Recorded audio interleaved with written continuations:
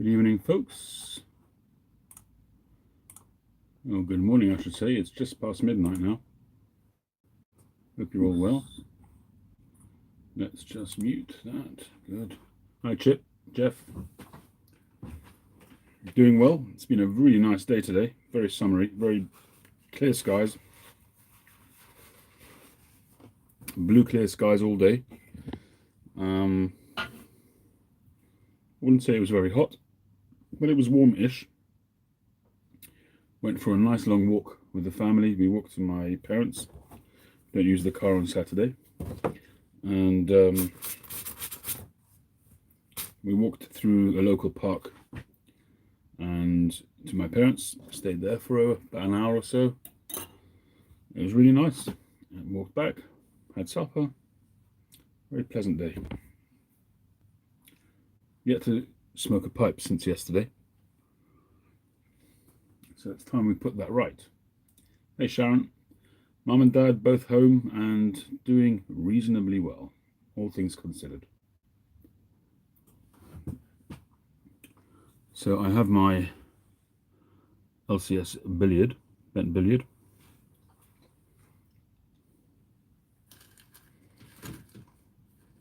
Perhaps we'll start it off with a match.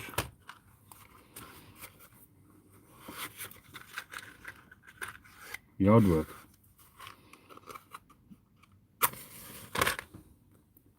And given that it's this pipe, you probably know what's in it.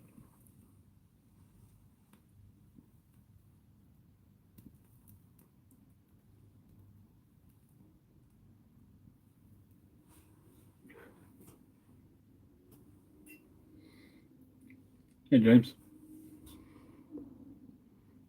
I saw a post from you, James, something about giving Amber, what's his name, resuscitation? What was all that about? Hey Tim. You had to do CPR on her or something? Did I get that right?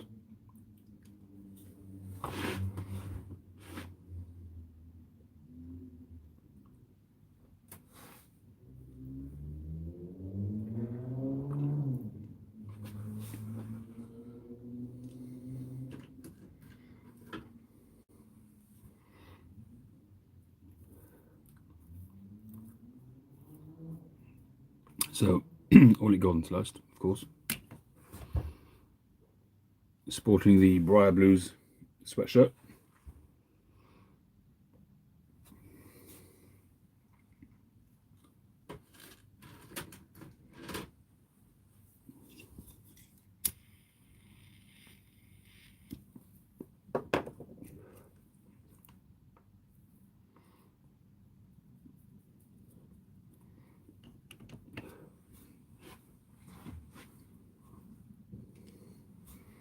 So, in terms of pipe making, I'm a free agent at the moment.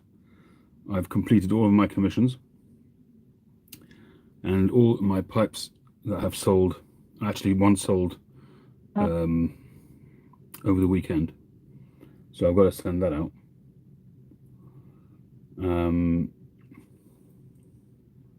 But otherwise, everything's up to date. Hey, Patrick.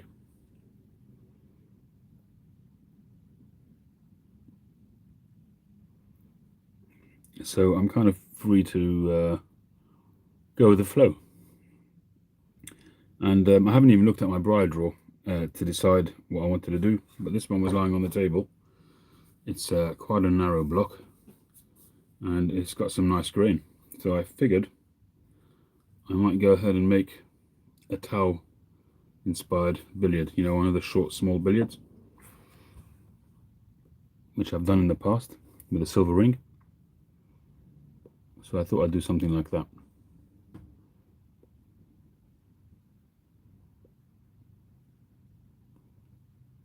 But Tau, Jens Tau,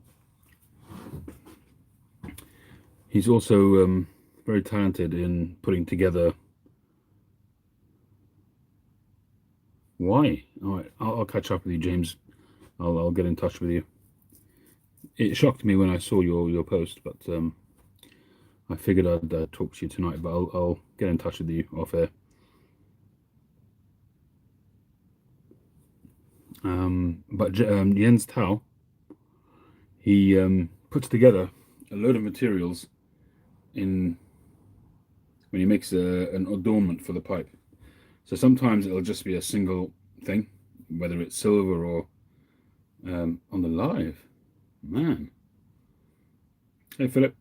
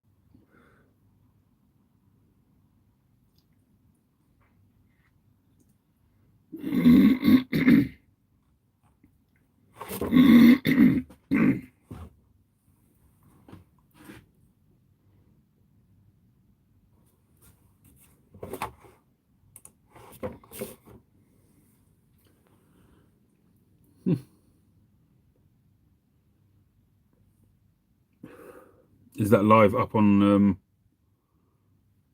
your channel, or did you take it down?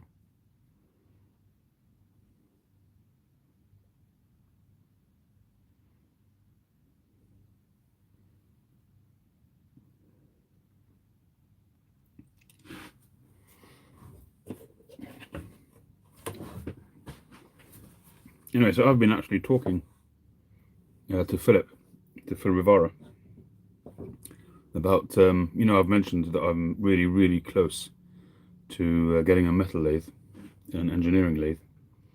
So I've been toing and froing with Phil, and he's been, as always, very patient with me because I'm ignorant in all things tooling. But he's given me a lot of good advice over the years and continues to do so. I sometimes feel that I'm being a pain in the butt, driving him mad, but he's very patient and very generous with his knowledge.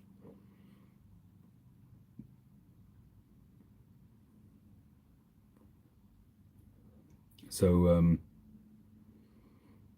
very, very close. And after another chat this evening, I'm pretty sure that by the end of tonight, I will have ordered a metal lathe. Slippy, long time no see. Hope you're well.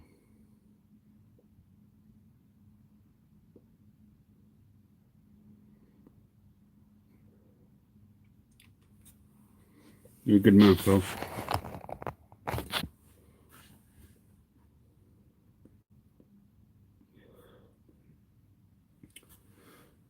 Well, obviously, I share as much as I can through my lives. There's very little that I hold back. Maybe one or two things, but generally, it's all there for everybody to see.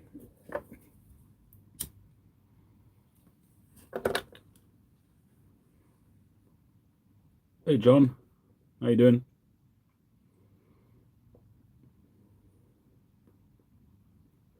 By the way, if you haven't seen John in the flesh, a very handsome dude. And he looks a lot bigger on the screen, but he's actually quite a svelte, dapper young man. Certainly a lot more svelte than I am. I remember when we were sitting in JJ Fox's, I said to him, I didn't really want to be in the video because I didn't want everybody to see how big I was. She said, "What you want about? Your belly's the most famous belly on YouTube." And he is right, of course.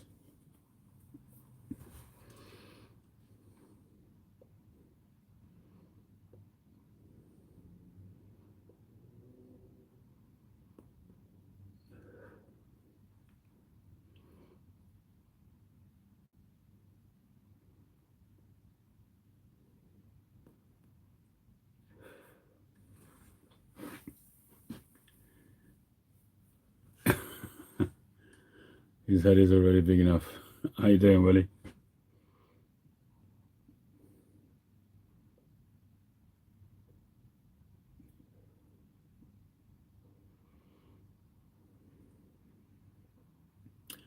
For used cutters. Do you mean the tools for the lathe? The cutting tools?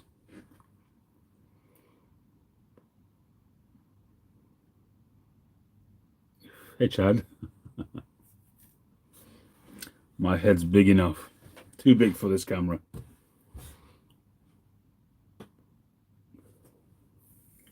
My beard's a little bit extended these days, so not enough room on the camera for my whole face.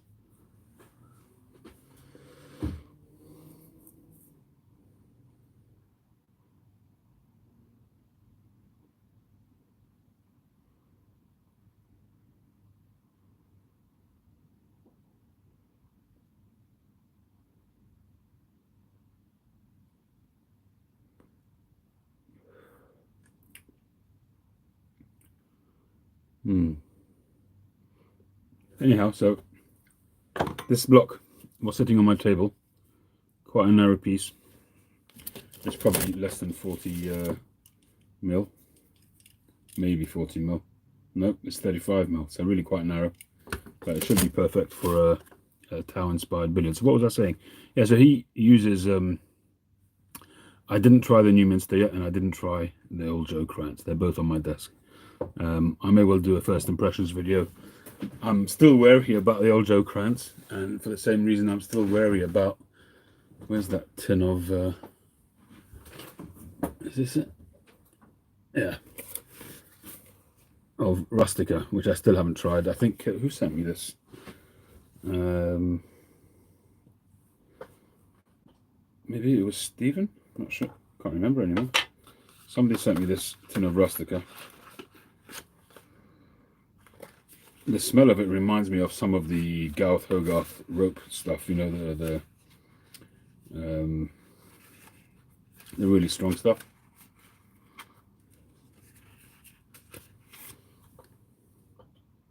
Once I try it and I don't like it, no problem, John.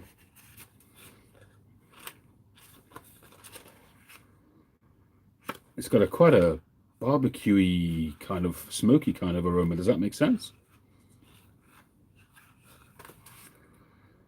Like a meaty, almost a meaty aroma. Is that a regular smoke for you, John? I think you said you smoked this in the evening, right? Am I right?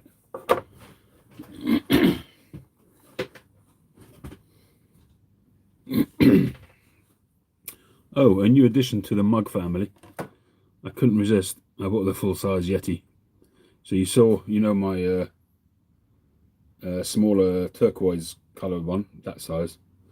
But my silver one that I use out here, number one, it wasn't holding the heat so well, and it also doesn't have a handle. So I succumbed to temptation, being the materialistic devil that I am. My wife says that she needs to extend the kitchen to house all my mugs.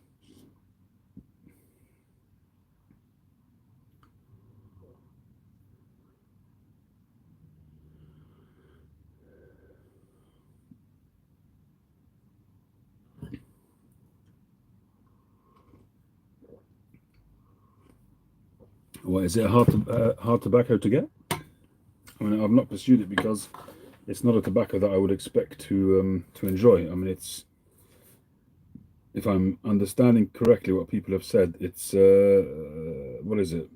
Burley on steroids? Is that right? This is in German, so I can't read it. Earthy and leathery. Yeah, I get that. But big nick hit, is that right? Big nicotine hit? I'm assuming that we can't get it here in the UK. Let me have a quick look on GQ. Oh, we can't get Mac Baren anymore anyway here. Mac Baren is finished in the UK. You can't get any Mac Barens here, other than what's in stock. case you guys didn't hear that.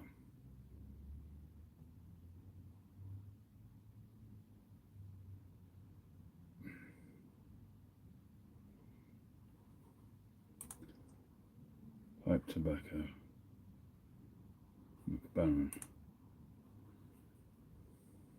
Wow, he's out of stock. He's got 4 Mac Baren tobaccos. He's got Original Choice, Absolute Choice, Black Ambrosia Loose Cut, and HH Latakia Flake. I'm yet to try the Latakia Flake as well.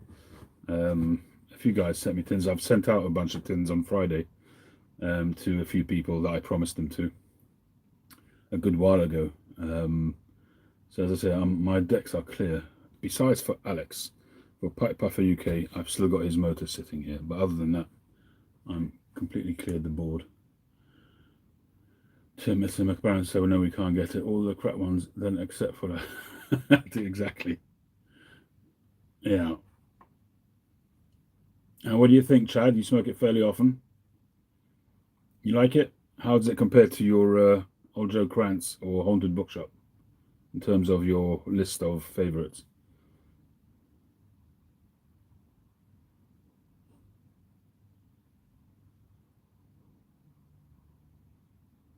Yeah, Phil likes Condor Long Cut.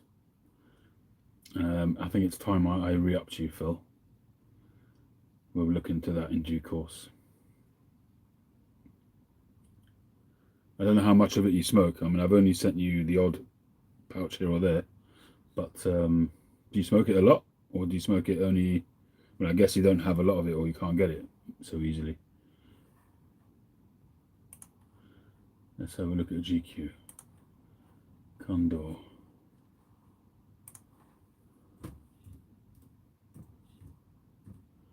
Condor Long Cut. Crimpy.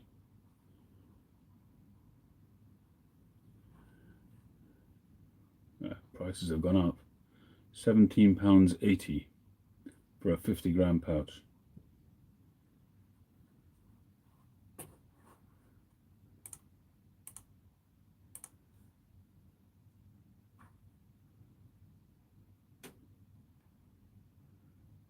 Alright, well, I've put some in my basket for you, Phil.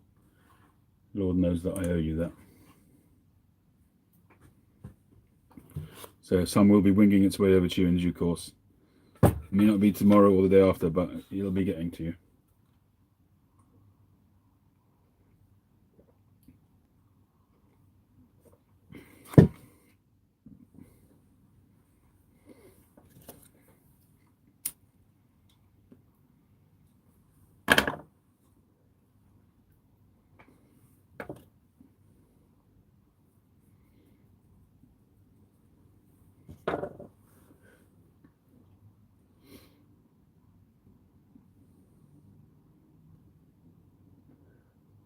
You can't get it there at all, even when it's... Who is it made by? Is it Gallagher's?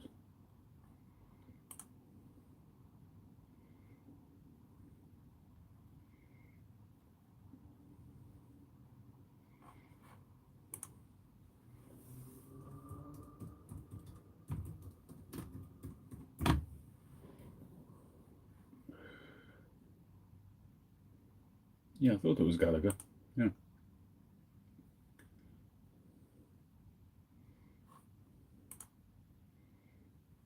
Japan Tobacco International is who produces it. And it's made in Poland, of all places.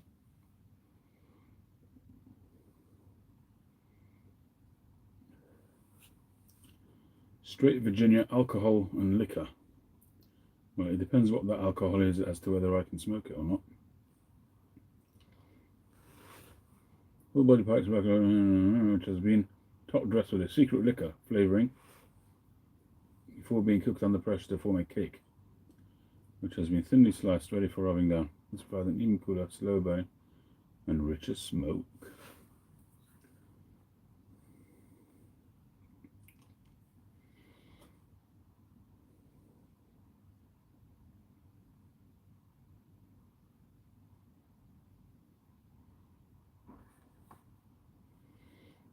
Jimmy says it will ghost a pipe very quickly.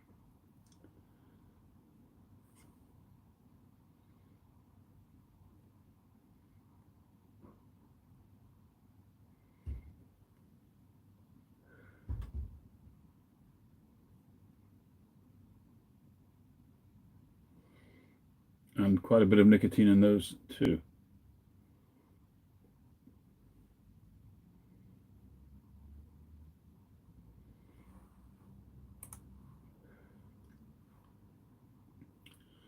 Condor long cut, James. Hey, Todd.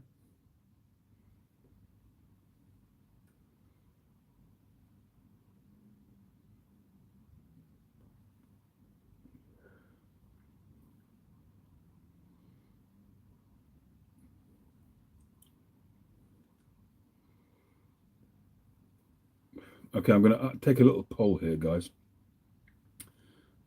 Out of all of you who smoke a pipe, you don't want to say, don't say, but out of all of you, which ones of you also smoke cigarettes? Go.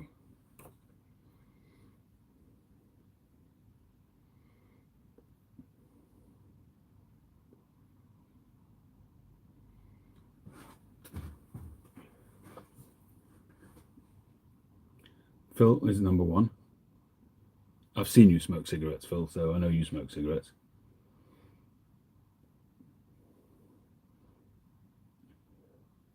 Mystic, how you doing? You don't need to tell me if you don't, Chip. Who does?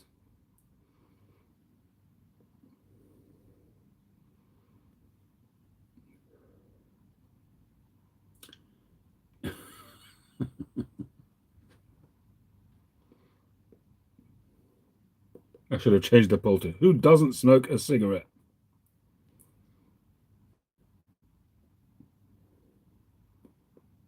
Off the stinkies 5 years now. I like that.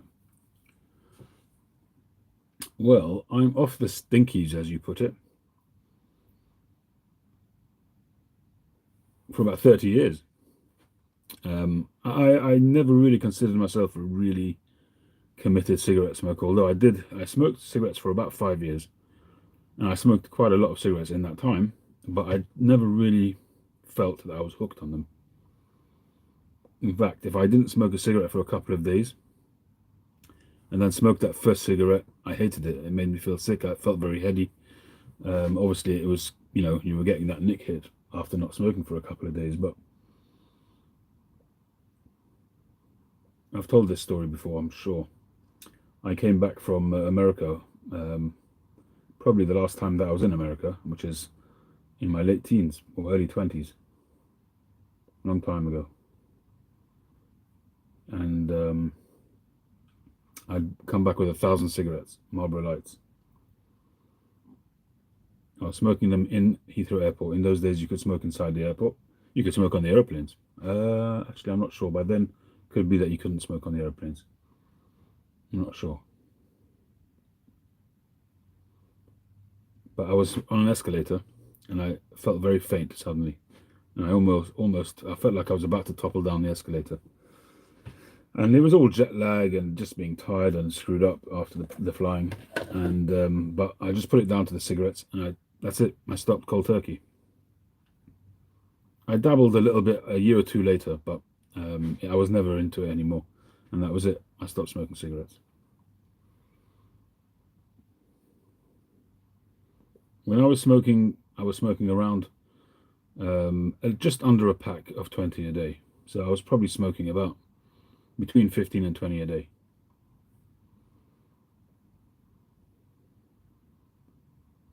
And I must admit, when I managed to get my hands on American Marlboros, I really did enjoy the taste of them.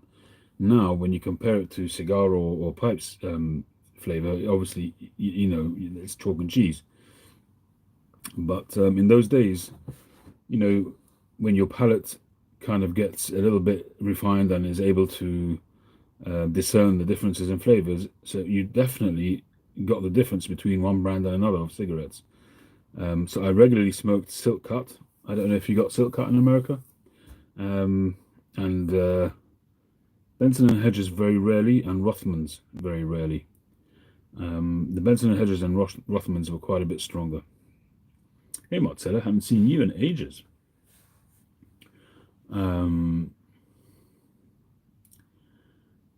But every so often, guys, friends, or whoever used to come back from America and they'd buy in duty free in America. And the American Marlboro Lights, or even the Reds, they had a different flavor to the European ones. Slightly more of a chocolatey kind of flavor. And we used to love them. Guys in the college, we used to fight over them. And you used to be able to buy them duty free was literally next to nothing in terms of cost compared to what we'd buy them here in the shop for. So when any opportunity we had to get duty-free cigarettes, especially from America, we would fight to get Marlboros from America. But I definitely did get the difference in flavors, and there were times when you had, like with the pipe, you had those ultimate kind of smokes, and most of the time though it was just smoking a fag, just smoking the cigarette. A few minutes later, light another one up, depending on what you're doing.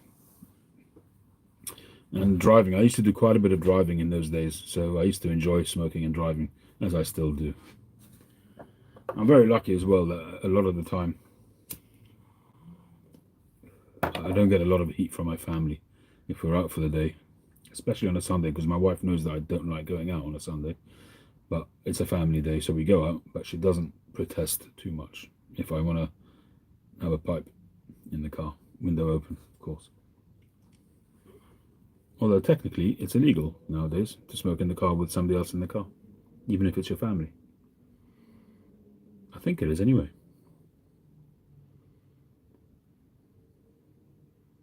Yeah, the pictures are mad, aren't they, John?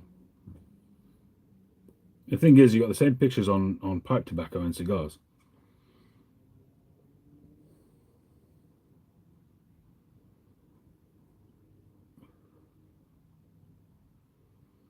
$9 to $20 per carton once we were outside international waters.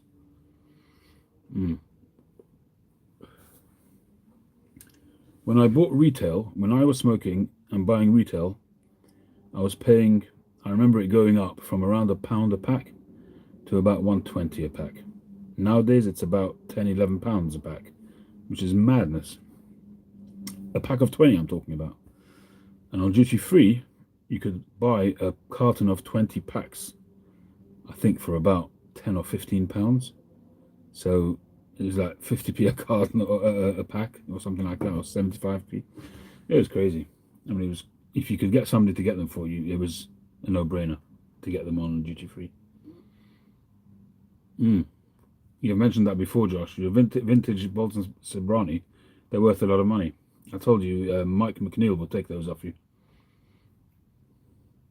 and pay you a lot of money for them as well.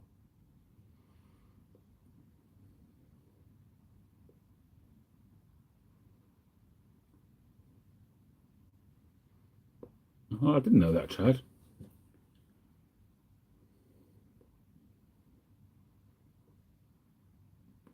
15 days to obtain as much back as I can before setting me on the bans, all kinds of stuff. Really?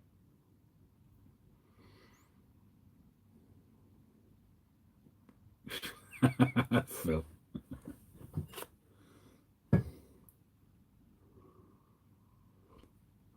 There was an older record called "You Don't Have to Be Jewish," an American comedy. I don't know if any of you have heard it. Going back probably 50 years, and I've actually got an LP of it upstairs. I hunted it down on eBay and whatever to try and find it. I don't have a record player, but I just wanted to have it. It's something from my childhood, which it reminded me a little bit of Round the Horn, that kind of comedy.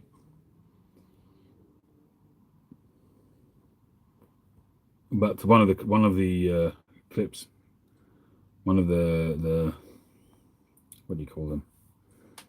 Anyway, one of the bits in the comedy was a guy reading out a will, a Jewish guy, a real New York accent, New York Jewish accent, and he was saying, talking about his brother, always smoking the best cigars, mine.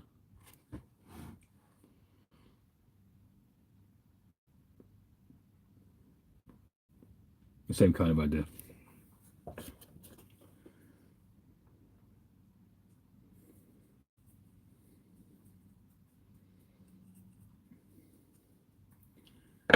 Yeah, I was wondering when anybody would. Have you got a record player, Phil? Because you won't. I don't think it's on unless somebody's put it on, and you can get it online now. Maybe it's on iPlayer or something on Apple, whatever. But it could be. Maybe somebody's put it on there.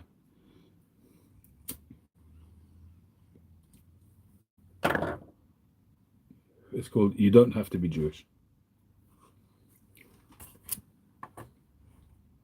What I might have to do is actually get it to somebody who can do a digital recording for me.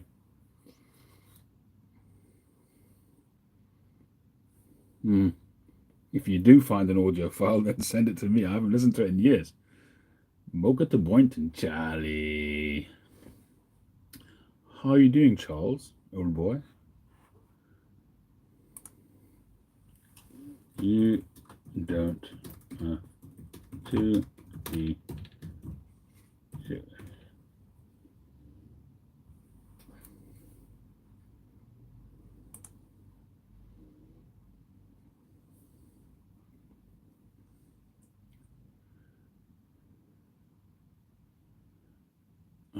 Where's the will? It looks like you can play some of this stuff.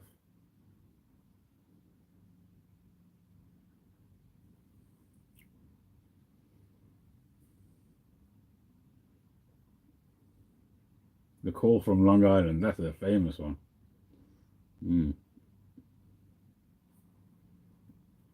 Well, there's plenty of LPs on eBay, no shortage, from what I can see. Where is... Oh, the Reading of the Will. I wonder if it'll let me play it.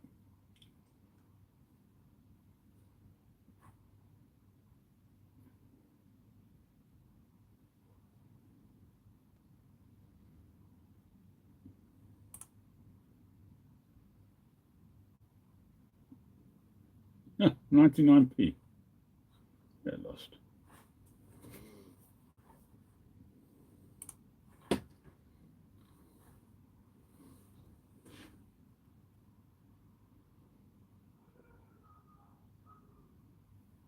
All right, let's see if I can find it.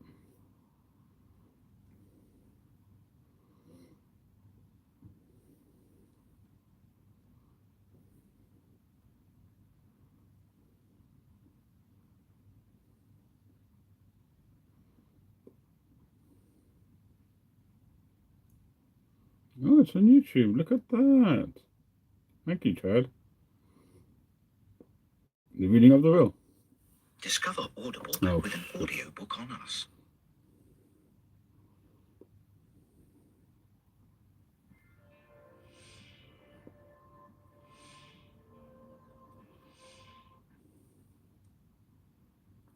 The Reading of the Will.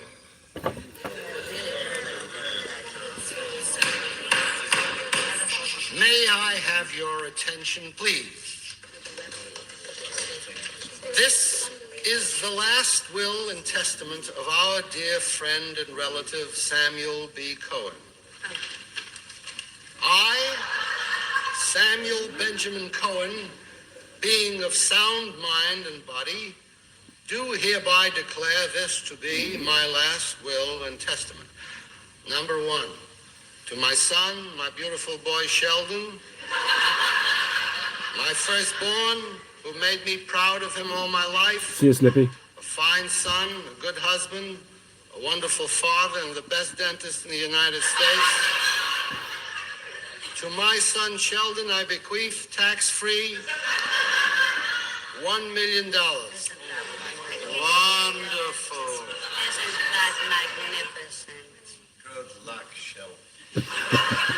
Number two, to my beautiful daughter Jane with a Y.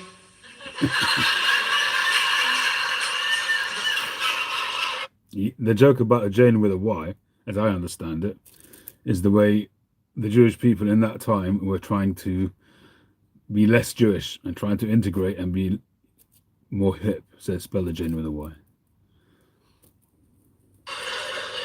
To that lovely child who always got high marks and helped her mother with the dishes when we couldn't afford a maid, who got a scholarship to Hunter College, who for a long time has been a little too particular, or she'd be married already. To my lovely daughter Jane, with a Y, tax-free $1 million. Such a generous man. Isn't that beautiful? Mazel tov. Number 3, to my beautiful wife Miriam, friend, companion, love of my life. To the lovely Miriam, I give with pleasure everything that's not in her name already.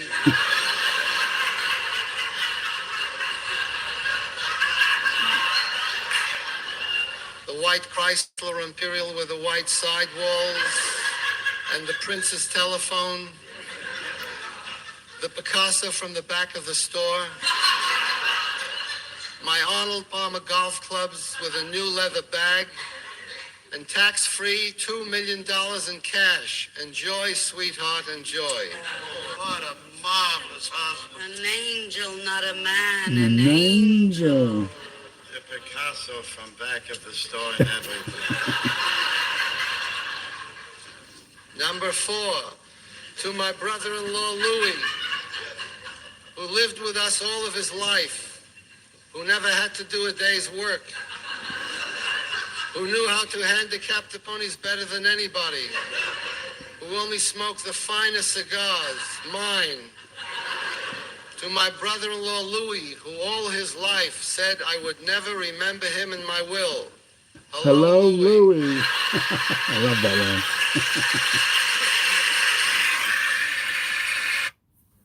line. Anyway, it's like that pretty much throughout, that kind of humor.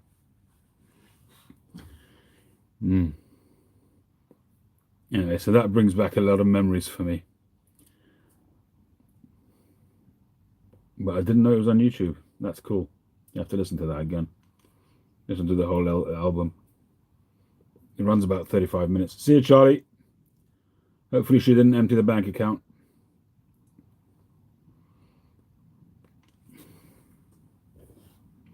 Hello, Louie. Exactly.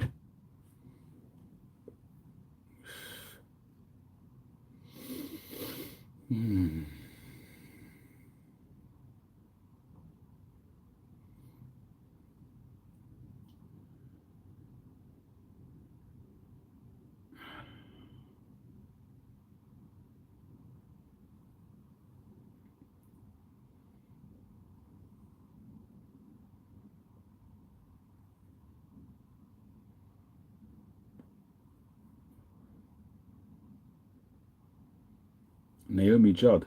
Who's she? Sorry, forgive me my ignorance.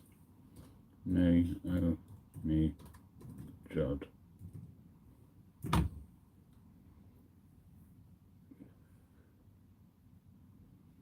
American singer-songwriter and actress. Shot herself.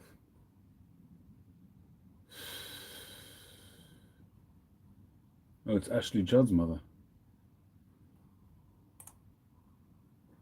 I've heard of Ashley Judd. She died of a self-inflicted firearm wound. Man.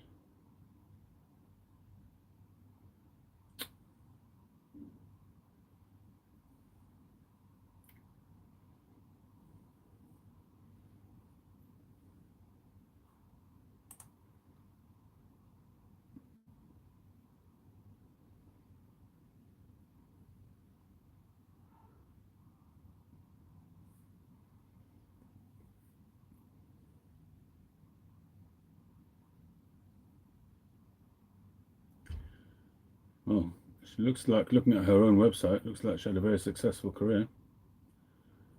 But I guess that doesn't always help. I don't know much about her, so I can't really say much. Bob Newhart. I think I have heard some Bob Newhart stuff, but I haven't really gotten into him. I did get into, I've certainly heard Don Rickles. Plenty of his stuff, but it's very, very samey, a lot of the stuff with Don Rickles. But I guess you kind of got to get the nuances depending on who he's roasting, you know. It's so how it relates to the person that he was having a go at. But one of the American guys I got into for a while was obviously I can't remember his name now. He's not alive anymore. Okay, famous comedians, not alive anymore. Famous American comedians. Stuff, all this stuff, that guy.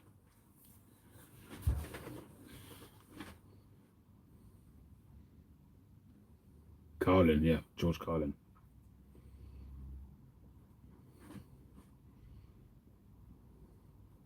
He's Rodney Dangerfield. He's very funny too. I was watching him recently as well. Very funny. But George Carlin,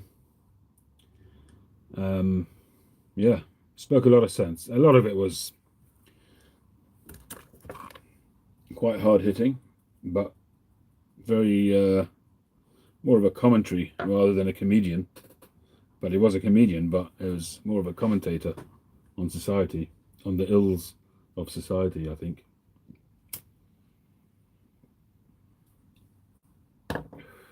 I think that is genius. That really is genius. When you have guys, okay, you know, guys who do one-liners and they literally rattle off one after another and they're funny, that's a talent, and that's pretty scary stuff as well.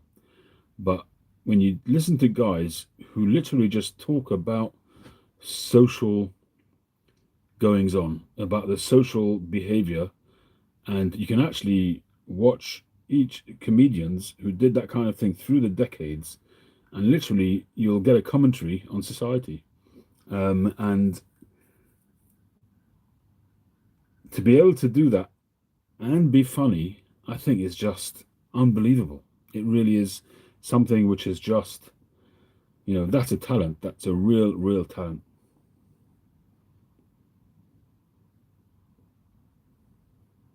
There's lots of different genres of comedy, obviously.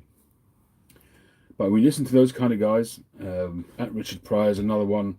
Billy Connolly was not so much sort of a guy who had a lot of angst inside him and was having a go at everything like George Carlin. He was more of somebody who, I mean, he does that as well, Billy Connolly, but it's more observations of his own. You know, a lot of it was talking about himself, about his childhood, about his upbringing and his growing up in poverty, in challenging situations. And obviously there's observational comedy there as well, but I think Billy Connolly is a much more of a personal comedian, whereas George Carlin and these kind of guys was much more of an observational. I'm not saying observational comedy as a genre. I don't mean that. I mean in terms of the although it falls within that, but I found him to be much more, you know, of a commentator than anything else.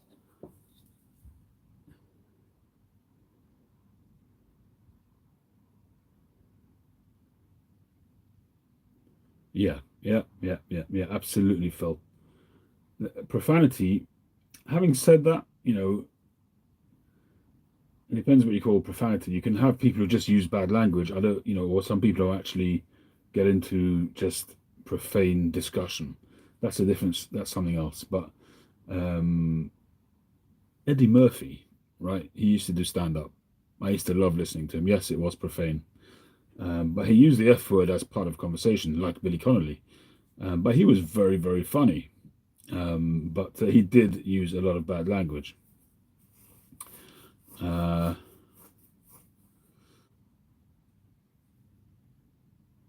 when you watch today, people on TV today, it's almost impossible for them to be funny. They're so worried about being cancelled, they just can't be funny. Absolutely, you can be funny without being vulgar. And profanity initially was shock value. I was listening to LBC on Friday, and they were having a discussion about an advert. This would be the type of thing that I would talk about on one of my morning drives. They were having a discussion about an advert which had been taken down. The advert was by I don't know if Tim's still on, but he probably saw the story. The advert, I'm trying to remember what it was about.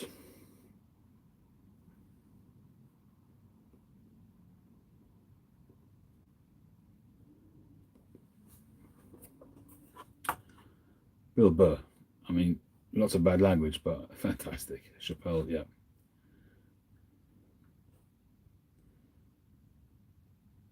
John Cleese.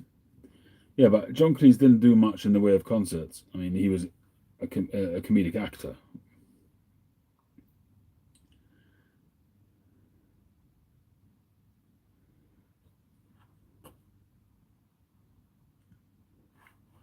Okay, see if I can find the news item about this story, because I might as well give you the story.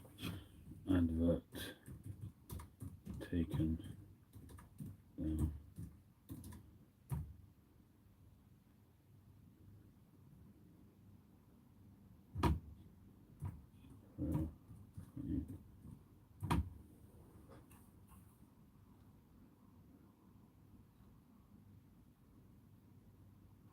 News.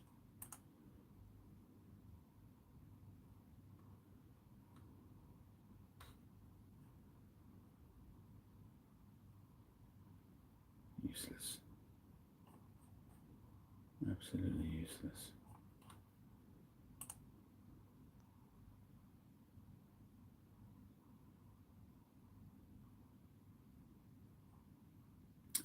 All right, well, I don't remember what it was. But basically, there was an advert series which went out advertising a product. I don't remember what it was. And they did a play on words. And the let me think. They did a play on words where basically the advert had part of the word covered up, so you could read it as a swear word, and then they took off the rest of the word of the covering up, and it was their product. It was something harmless, something benign. But until they took that thing off, it was a profanity. Or it wasn't explicitly said, they wouldn't be allowed to do that, but it would be like an abbreviation of a profanity until they removed whatever it was covering. And they took it down. They were forced to take it down. And so they were talking about it on the radio about whether that should have happened or not, whether they've gone too far. So basically the reason why they took it down was because they said that children will see it, and children will use profanity or ask what that word means and that kind of thing. And the guy on the radio was saying, seriously, is that what we've come to now, that we can't have an advert which has a play on words? It's obviously that, And I didn't call in, maybe I should have, but I think that what Phil said before was that profanity and being desensitized. We're desensitized to so much stuff these days that I would say that it's not necessarily that particular advert or that particular incident or that thing of profanity, but when you take them all together, that's what desensitizes. And the kids, especially when they see that, they just don't see any problem with it. I think kids. So I don't know about other countries, but in this country, the kids are of a different world. They have a different sensibility about what's of common decency, about what's decent and what's not decent. I'm not even talking about profane stuff now. Just being a mensch, just being a decent person. When being polite, that kind of thing. Children they don't know what you're on about. They're on a different planet because they're already like a third generation of people who have been exposed to all of that kind of desensitizing material. And so it's not about that particular advert. It's about everything. It's about having an attitude of being super liberal, and it just changes the moral compass, I think.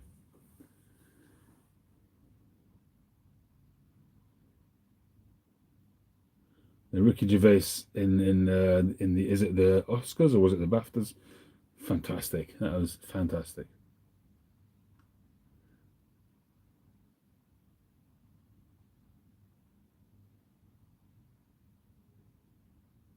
I've watched that many times. That compilation of the Ricky Gervais. 3 times he did it, maybe 3 or 4 times.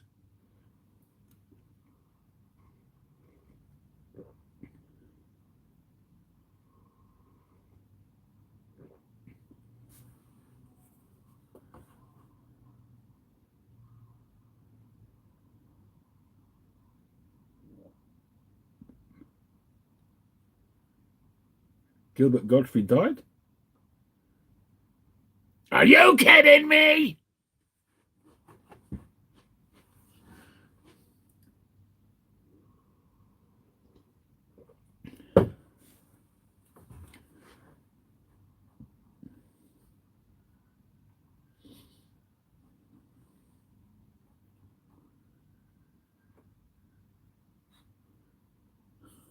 Jeff, too busy drugging the ladies.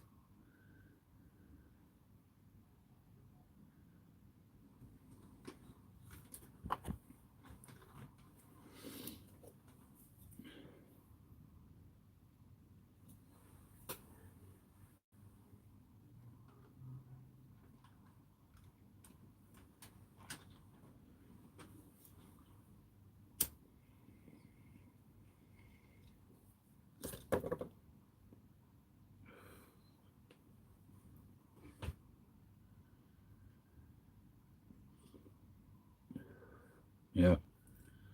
Look, we all have different moral compasses. I'm not trying to preach and say that do this, do that, or the other, but it certainly has an effect. There's no question about it. It has an effect on social behavior and social standards.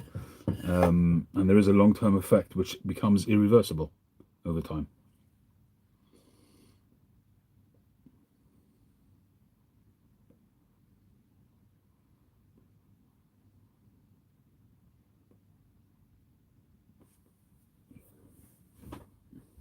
Getting a bit of a gurgle.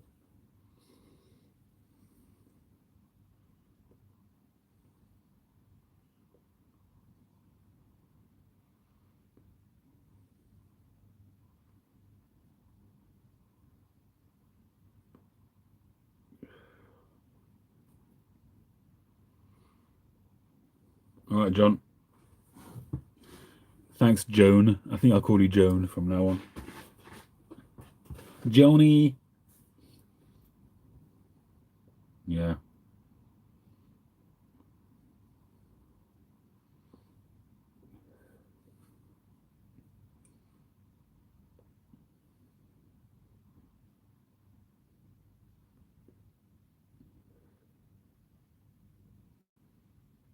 It's a difficult one, because ultimately, somewhere along the lines, when you're having a discussion about that, somewhere along the line, religion gets into that discussion, and people start talking about religion and how religion gives people framework and all that kind of thing, and then you get into the argument of people saying you don't need religion to be morally good, and all of that kind of stuff, which is, for people who don't believe in religion, it would be nice to have some kind of framework where, I don't know how to put this in a way which makes sense, but as I've always said, I'm not here to convert people. I'm not here to encourage people to become religious. But it would be nice if there could be some. I mean, that, I suppose, is what the legal system is. But the legal system, you don't expect the legal. No, I'm wrong. Not the legal system. Education, parenting. That's where it should be at.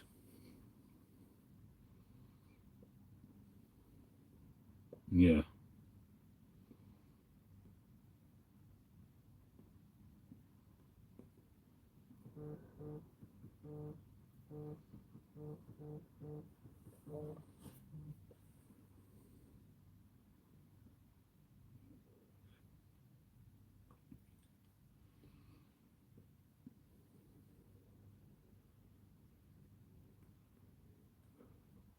McBaron have stopped in the UK.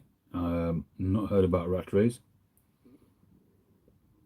but I'd heard that they stopped making, or they were going to stop making mortar pipes, because they do quite a lot of mortar pipes. but they had a whole load of returns apparently recently with pipes burning out. That's what I heard. I don't know if it's true that they're going to stop, but I had heard that they had a load of mortar pipes returned.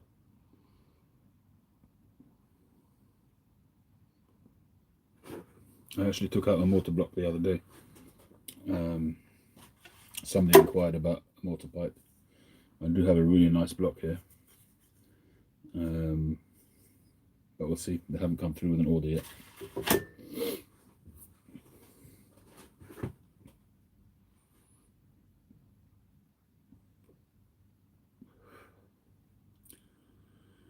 Mortar is yeah, it's not ideal. The thing is that if you get a really super lightweight block of mortar, chances are it's not worth using to make a pipe. If you get a super heavy one, then the pipe's going to be really heavy. So you need to kind of find a sweet spot. And when you kind of are familiar with different blocks, then yeah, I suppose you can get to know which ones give you a reasonable chance of having enough density without being too heavy.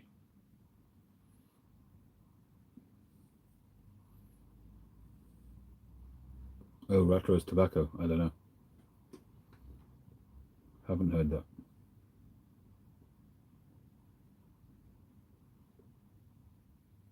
Seagull said that they won't be selling. All right.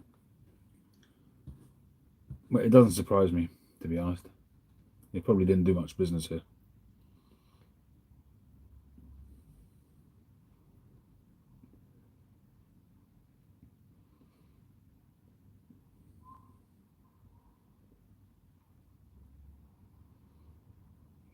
I would say that with mortar pipes, absolutely essential to have a bowl coating, a healthy, thick bowl coating, as a absolute sort of non-negotiable. That's me personally.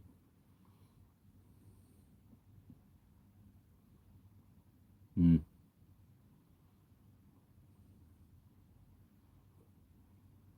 I don't smoke mortar pipes. I've had them in the past and smoked them, but never really got into them. All right, Marcella, have a good one.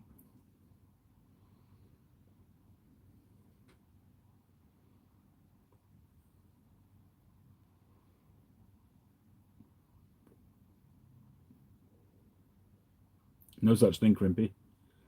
No such thing. The only way to get tobacco reliably abroad is to get a friend to buy it for you and send it over. That's really the only way that you can rely on.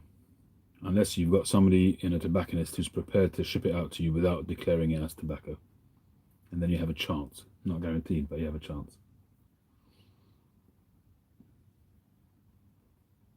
Here in the UK now, on the customs forms, when you send out any package, you have to declare it under a customs code.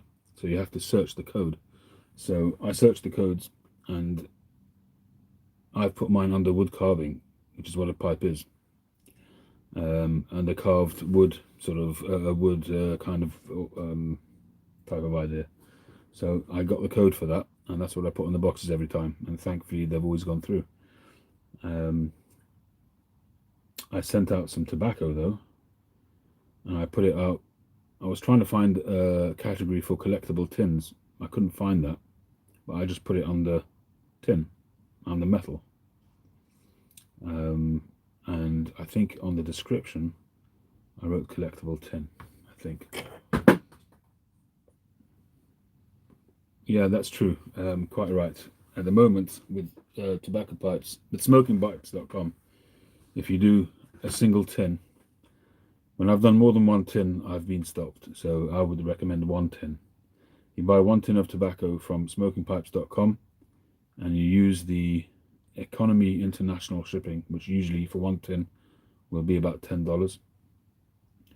And that usually tends to get through okay.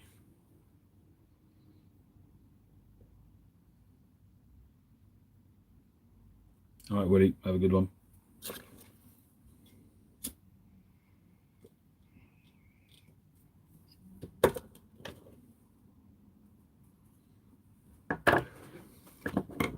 So let's see what the grain looks like on here. I haven't had a look yet.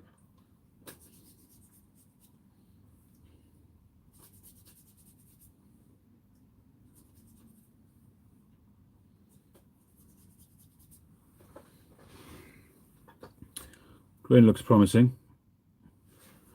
Looks like an interesting block.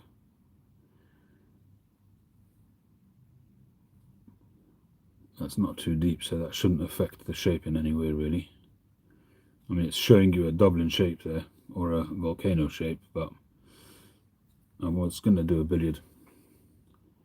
So that's probably what I'll do, but I'll see, I'll think on that.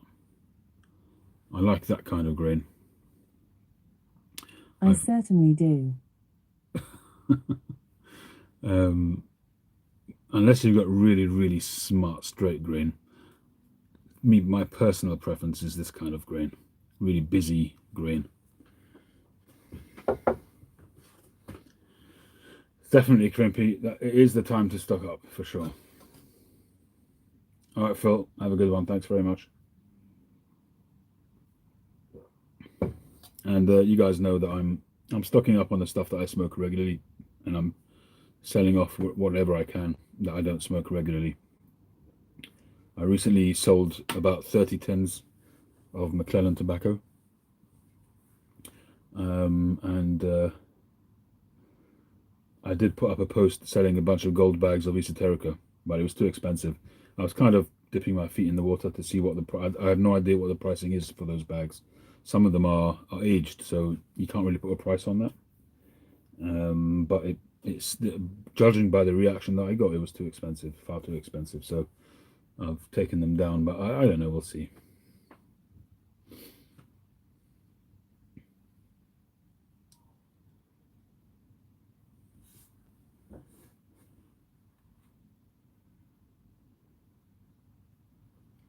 Seriously, Jeff, you really didn't need to do that. I hope you haven't already gone and done it. If you haven't, then please don't.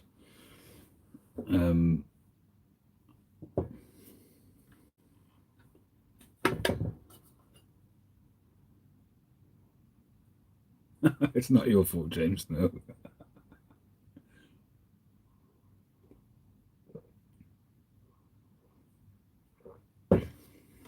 Yeah, so buy the stuff that you smoke regularly, because that's the stuff you'll miss the most once it goes off, once it goes out of production. Whatever that tobacco might be, you know.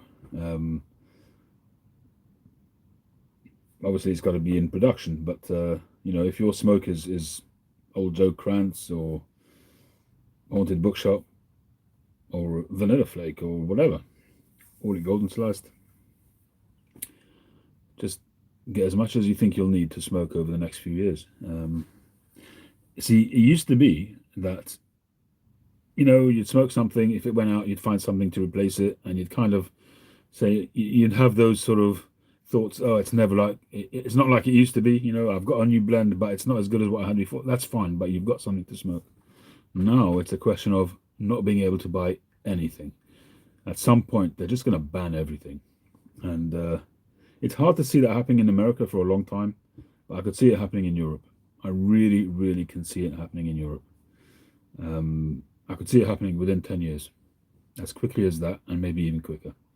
You know, you could get a new government in, and they just literally from one minute to the next decide that tobacco is what they're doing, and they can outlaw it. And, you know, some things just seem to just happen without any,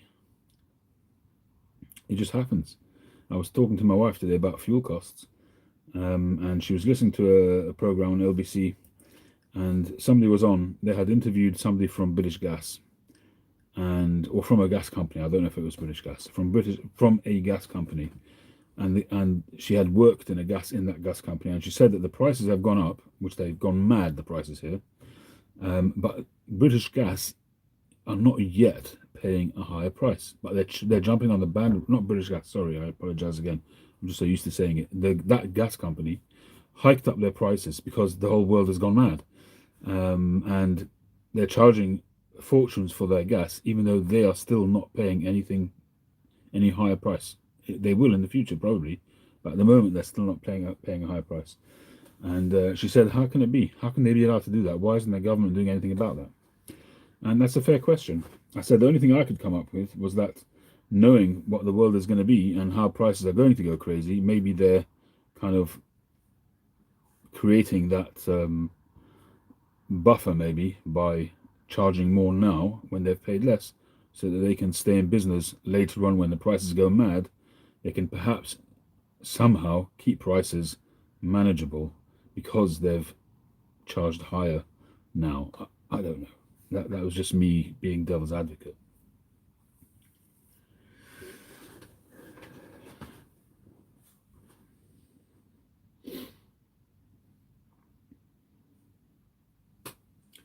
Tobaccos is being taxed into extinction already. Lighter.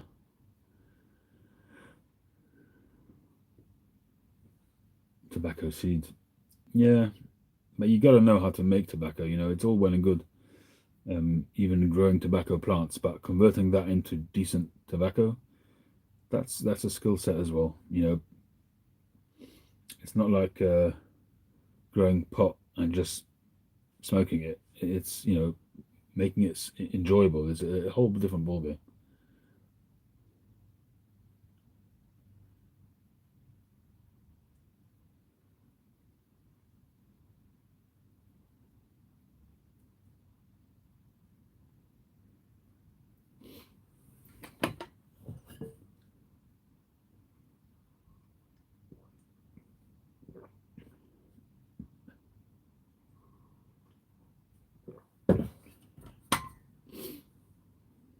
Yeah, Jeff, you're right. Cuban cigars have gone nuts.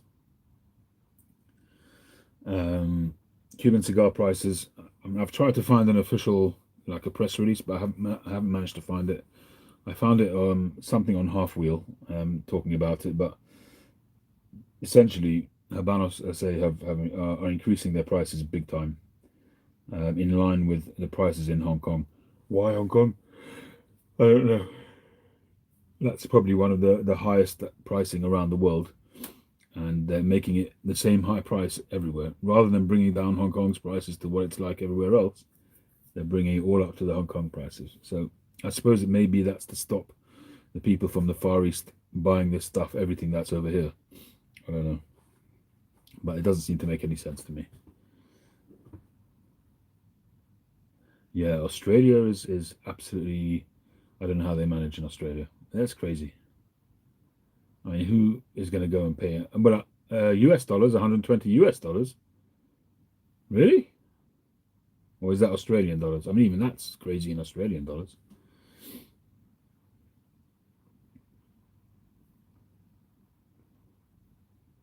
Yeah, that's the way it's going to go. It's going to go. You know, the world's going to move over to New World cigars. Well, most of the world probably smokes New World cigars anyway, because America's the biggest market, probably. I don't know. I don't know if it'd be interesting to know the American market compared to the rest of the world, which is bigger.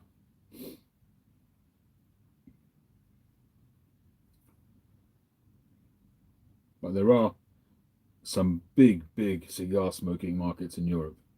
Spain, France, in the Middle East, there's big markets.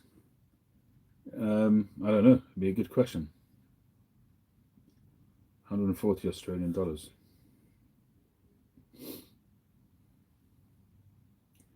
Rich in life, indeed.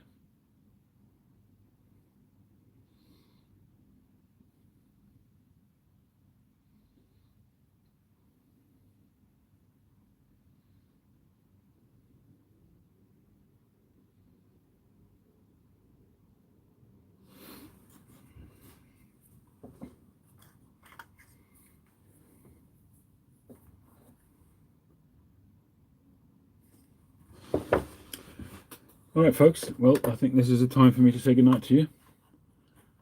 Crimpy, thank you very much for joining. Lighter 430 Pipes, Patrick, James, Jeff, B-Dog, John, Boris, Patrick, Zippo, Phil Rivaro, who's gone. The volunteer piper, Willie, is also gone. John, if you're still there. Mozzilla's gone. And everybody else, Josh, if you're still there, have a great weekend, and hopefully see you tomorrow at some point, possibly. well, make some conversation. An hour and a quarter. No, it's all right. No worries, James.